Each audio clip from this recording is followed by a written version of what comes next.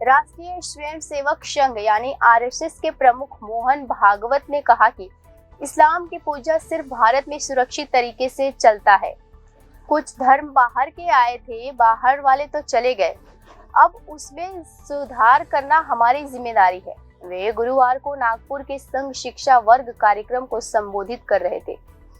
भागवत ने कहा कि पूरी दुनिया में इस्लाम का आक्रमण हुआ, यह स्पेन से मंगोलिया तक छाया गया है।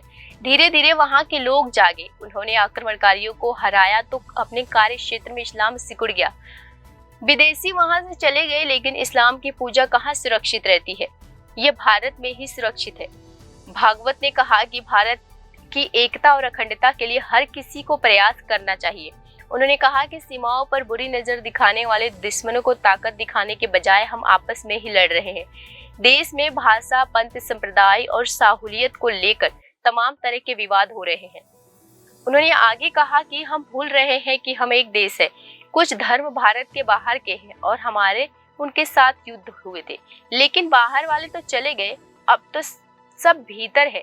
फिर भी वे लोग बाहरी लोगों के प्रभाव में हैं। हमें समझाना होगा कि वे हमारे लोग हैं। अगर उनकी सोच में कोई कमी हो तो उनमें सुधार करने की जिम्मेदारी हमारी है।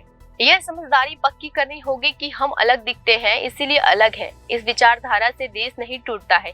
यह भूलकर किसी हमारी पूजाएं अलग अलग है, फिर भी हर समाज के नाते इस देश के हैं।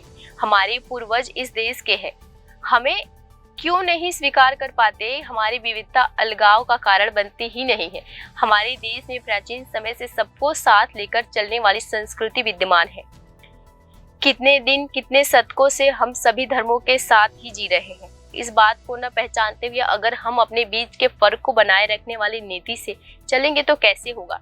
सारी दुनिया में जिसको सिर रखने की जगह नहीं मिलती, उसको भारत ने जगह दी।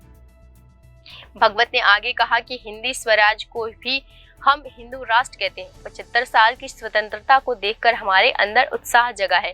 हिंदू राष्ट्र का संकल्प दोहराते हुए भगवत ने कहा कि सभी भारतीयों का डीएनए एक ही है।